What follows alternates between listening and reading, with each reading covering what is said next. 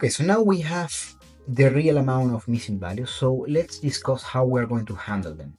Now, the easiest way, a lot of people will just do this by default. You can just call this function from Pandas called dropNA, and it will eliminate all of the rows on which we have missing data. But I mean, this will be equivalent of eliminating 6,000 rows of our database of 300,000. So this is almost eliminating like a 2% amount of data from our database. That's one way to handle this. Another way is to go ahead and invoke this function. Instead of drop NA, we can also use fill NA, on which, hey, we fill all of the missing values. And here we can use, for example, 0, or we can put the average value of sales. That's also one way to handle missing data. But in our case, we can do something better, because in our data, only the missing values are in sales. And we have the quantity of items that we have been selling. So what we can do is, okay, we have one value that is missing. Let's look in other transactions during the same year. And let's look at transactions during the same year that are selling the exact same store keeping unit. And if we have in those other transactions the amount of sales and the quantity, we can determine the price.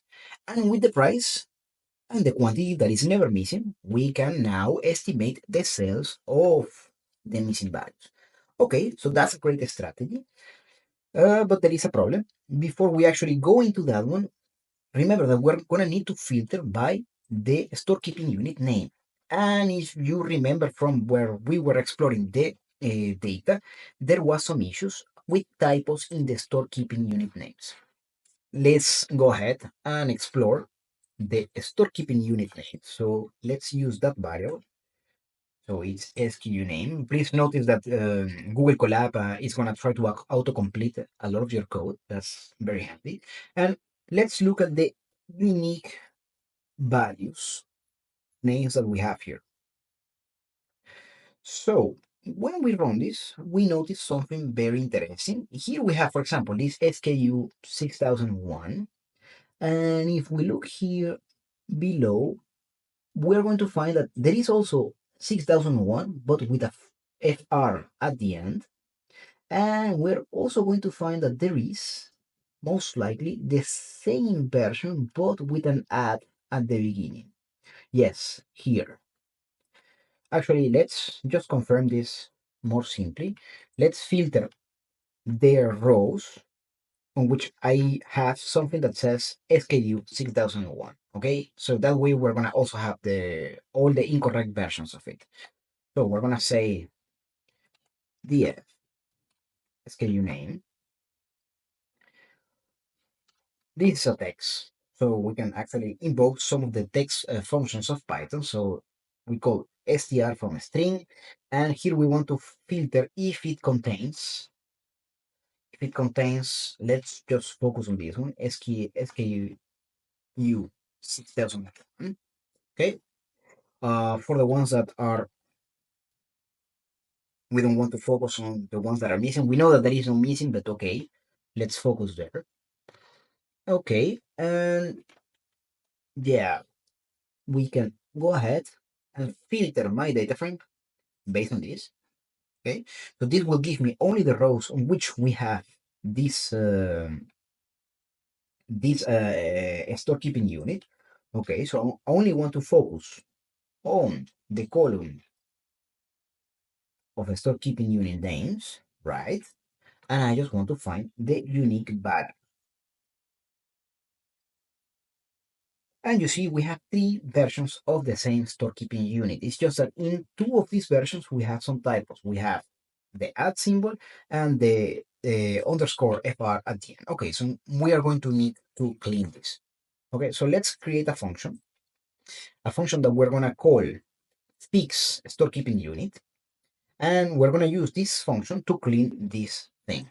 So how do we create a function in Python? Well, we type the word def for definition. We assign a name for the function. So we're going to call it fix SKU. And this function is just going to require well, SKU name, whatever it is. And what do we want to do? Well, we want to return that storekeeping unit name, right? But we want to replace the add symbol with just nothing. I want to eliminate it. And if that storekeeping unit also has underscore fr, I want to replace that with nothing. Okay? And this is my function. Okay, return the same thing, but eliminate the add symbol and this underscore fr. So this is my function. Let's test it to see if it works. So if I pass to this function one of these weird names, like for example this one, is it going to fix it? Right, it's doing it. It's eliminating the fr. Let's test it with the add. Is it going to eliminate the add symbol? Yes. And if I passed just the traditional name, it should return exactly the same thing. Okay, so the function is working. Perfect. So now I just need to say, look, my column, df storekeeping unit, is equal to what? Okay, let me make this. It's equal to column, same column. And now we're going to apply that function that we just created. Okay, df apply fix SKU unit. And now if we run this, and now we inspect the unique names of the storekeeping units, it should have substantially decreased because now all of those wrongly typed SKU names should have been eliminated. And indeed, now I have only the real SKU names.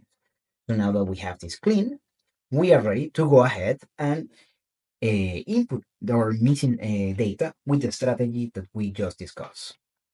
We will talk about that in the next video.